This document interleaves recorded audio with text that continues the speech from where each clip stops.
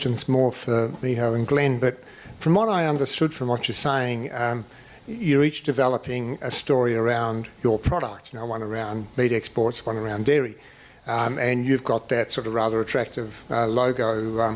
What sort of surprises me, but I'm not sure I've got this right, is that it seems to me it's all one story and there's different chapters of it, and if you're really branding Australian product, it seems to me that branding it commonly has got a lot going for it. But what may vary is how that brand is received in the target countries. So with countries with different cultures, you may need to vary that brand. So I'm not sure whether I've got it right, but it just seems to me unlikely that you'd be developing separate stories with separate images. Can I, Miho, can you please just, as each of you come up and answer that, just answer it at the podium? That'll be great, thank you. Thank you very much for a great question, because yes, that's a really important and something that we've been actually thinking of. In fact, we are approached by the Austrade. Austrade is the Australia Trade Commission's sort of section of the to encourage business, Australian business to overseas, and we are sort of, Austrade has been really driving this idea of the sale, brand Australia to overseas, especially to the Asian countries. So we are working, or we like to work with them. They come to our seminars, we go to their seminars, we're sharing ideas, we're sharing the concept, and we sort of letting know each other what's happening, what we're doing, what they're doing, and what sort of response we're getting. So yes, we are working on it, and yes, I totally agree that we should have this umbrella brand as brand Australia, and then each industry can reinforce their positive attribute attached to their products. Thank you. I think Miho has basically said most of it, but one thing that has been said a lot is just that New Zealand has managed to do it comprehensively. And as Miho has also said, we'd love to be able to do the same thing and then have our story as a subset, if you like. But it seems easier said than done. Maybe that points in part, at least in dairy, to a relatively more fragmented industry, where it is slightly more difficult, perhaps, to get the, to use the phrase they use these days, buy-in of people. Companies have divergent interests in a sense, and so, while some are very export-focused, others are very domestically focused. So has New Zealand been able to do it because it's smaller and therefore easier to get agreement? I'd suggest we're not talking about the geographic size of it, but if we're talking about the less concentrated industry, I think that's been a big part of it. I mean, look, in New Zealand's case as well, the evolution of Fonterra is an interesting one, because, part of Fonterra is really what is the kind of counterpart to Dairy Australia with the Produce Board in New Zealand. So there's a more, let me not say smaller, but more cohesive evolution. If that's it. I've got a question over here from Ian for the panel. Ian Blair again. This is basically for Harold, but I think all the rest of the panel can answer this. And that is the whole opportunity of value adding in joint ventures. And when you look at the Australian strategy to have 40% of people with university degrees, I see a huge opportunity for Marcus Oldham and others to do joint ventures, go and run the processing plants in Asia, where lower cost of production, but we've got the technology here. Am I right in that opportunity? Could people comment on our potential to put our technology in joint ventures in Asia?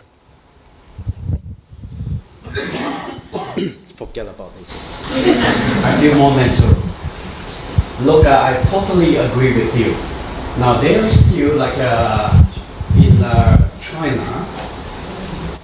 in China, in most part of Asia countries, when suddenly in the crowd, you find a white man standing there. He is always a success story. So I will encourage like people in this room, students, if once you graduate, please give yourself a chance, travel to this market like Japan, Indonesia, China. Go in there, people will listen to you. Because the Asian, especially Chinese just open up. Effectively, only over the last 10 to 15 years, they have emerged as an economic power. But behind the mind of all these little Chinese people, like I am, when a white man talk, they stop and they listen. Why? Because, like the gentleman, sorry about your name, they portray the Westerner as more educated, more advanced.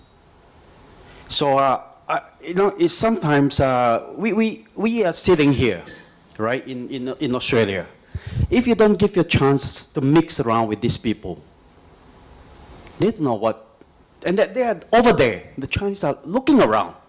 Now, every time I go to China, when they know that I'm from Australia, the next thing, you got people coming all over me and say, how is Australia look like? You have the best products in the world. Not the Australian itself, the name, the country.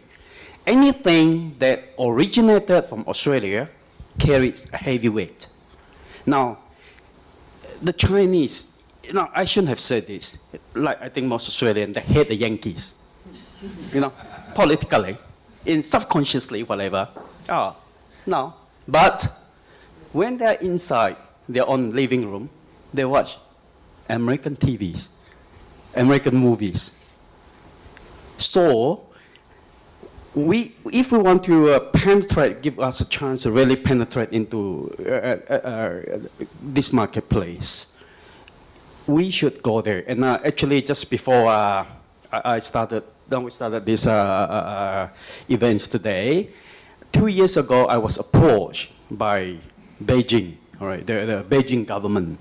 And because of my partner, Mr. Will Crozier, who was an ex-graduate of Marcus Oldham, they said, can you start some kind of exchange program and approach this college and see whether we can have an exchange program and sending some Chinese uni students or so-called scholars to come to Marcus Oldham and have a short spell with the college and learn something. And likewise, we would invite kids or students or scholars from the college here or business community to come and visit us in China and pass on their knowledge, education about why Australia is so great. And of course, you talk about sustainability and good quality products. They're there, right? There are people there. They're wanting the Australian products. They want to know more about Australia. All right. So I think this is the time. Now, I mean, the world has now evolved into highly technical. Just a few letters on a keyboard, you got access to the other side of the globe. But the thing here is, seeing is believing. Listening, like what you're all saying here, it's always good to listen from the horse's mouth, right? And that's why I will suggest, I will encourage that, if, especially now, just now I mentioned about, sorry about, I might offend somebody, but when to the actual marketing, Australia is way behind other countries, like the developed countries like US or Europe. And this is what we should catch a plane, whether it's Virgin or MH Mars, go disappear, doesn't matter. But if you have a chance, go there, see the real world, right? They love you, believe me. And then we talk about entry into market. If you don't meet another person, you never look, don't look into the eyes of that human race. It's always an alien. But if you have a chance to talk, to communicate, this is where you shorten that bridge. And global market is one big whole family now, I reckon. Otherwise, I wouldn't be speaking English here. Thank you.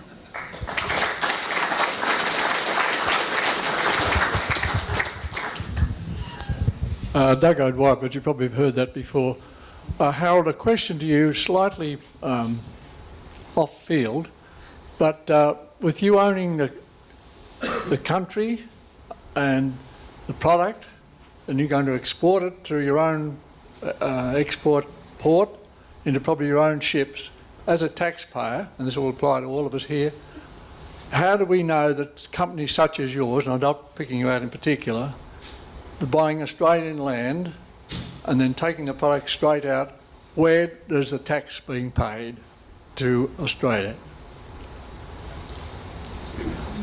I did the share of my Good question. I think this as far as foreign investment is concerned, there's always a debate, huge debate, all right?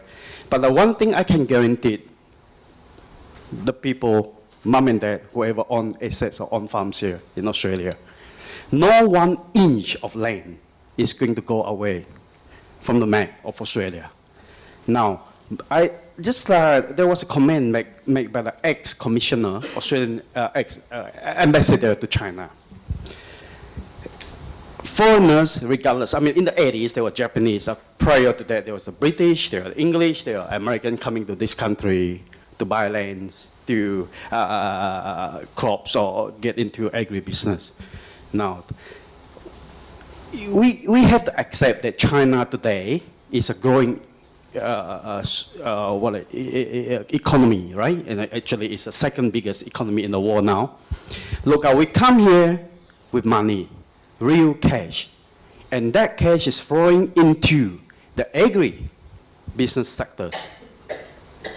And what we produce, like what we started to do now, is to establish is, we call it a mini supply chain. Now, we are not going to take away what CBS has changed or this and that. There's only people love to self-promote themselves and create attention.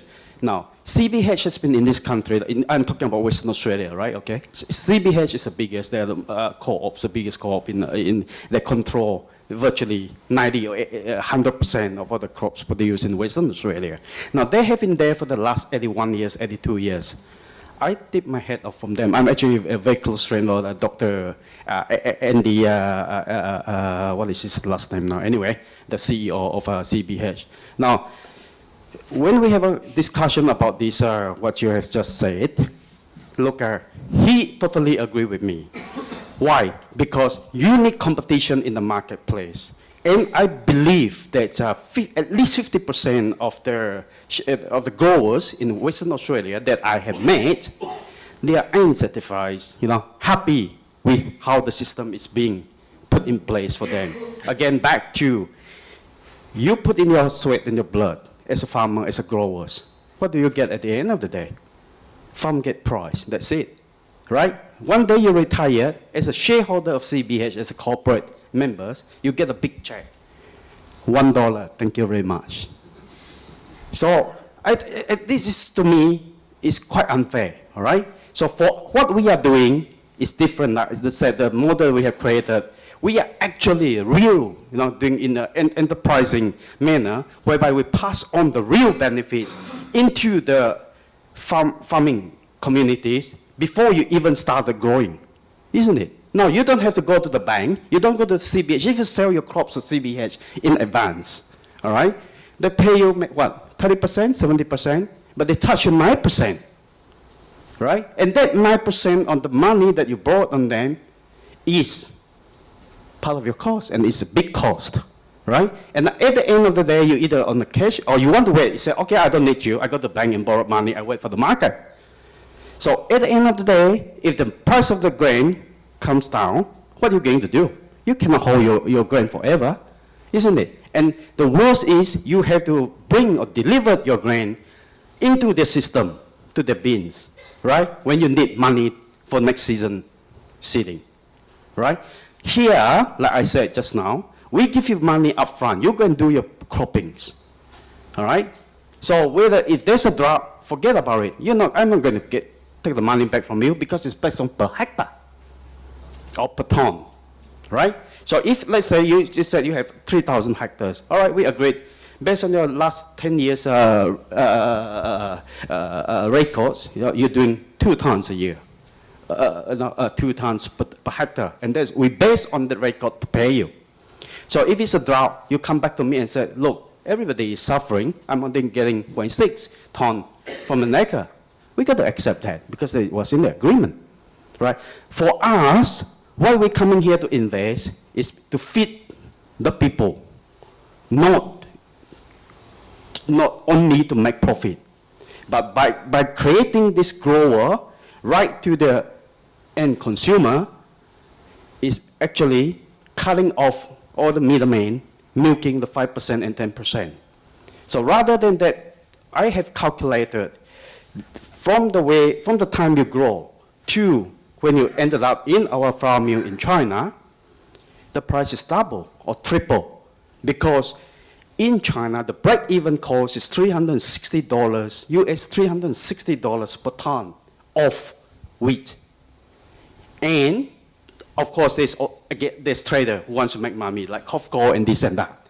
So the actual price being paid at the doorstep of a flour mill is at this, what we're speaking now, it's about 420 US. Our cost, my cost, I know, my cost is only 125 per ton, plus, okay, the $100 US for the logistics and the freight cost is 225. All right, plus miscellaneous, admin cost or whatever. Let's say we put in another $50, all right? It's 300. So there's a huge difference. So by people like us coming into Australia and started this sort of program, we, at the end of the day, who benefits? Of course, now the big four commodity traders, the ABCD, they're getting very nervous because they are not the one who is on the paddock, driving the tractors, putting the seeds on, and doing the harvest, right? They're sitting there. What they do is read the chart, where the pattern, whatever, this and that. And the worst is monitoring the future market. Every day I wake up at 2 o'clock. I don't sleep normally between 2 to 6 o'clock because I also want to be ahead of them. I punch on CBOT, right? Chicago Board of Trade, to stay in front of them. So because they monitor the price, the fluctuations, right? And the demand for too long already, and they're ripping off all the profits. So I think we, for this foreign company, which actually is the one who demand these products, it's good for them to come here as a joint venture partner. Likewise, you don't have to worry about your demand. You don't have to worry about your market. Because whatever your crops, whether 1 ton or 1 million tons, they take it. And they take it not based on the cost that they produce, based on the market price. And so this is why I think foreign investment and what we are doing here is, well, in the long terms, we'll see the benefits pass really back to mom and dad farms.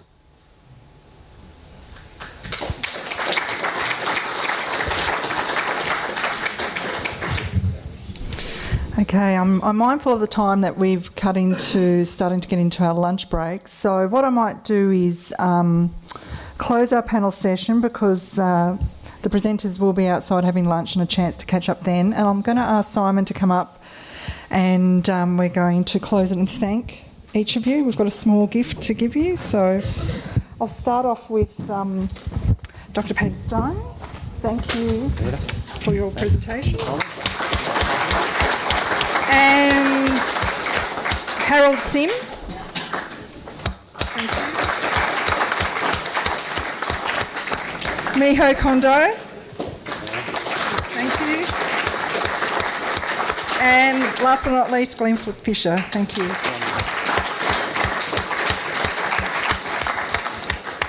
Okay, I will close the forum. We've certainly heard a lot of different things today and it's been very enjoyable, very enlightening, some of the presentations, and I know that some of you are probably keen to catch up with some of these presenters, so please go and enjoy lunch. I know that the ladies put on a good spread, so and then you can catch up with each of them. So thank you very much.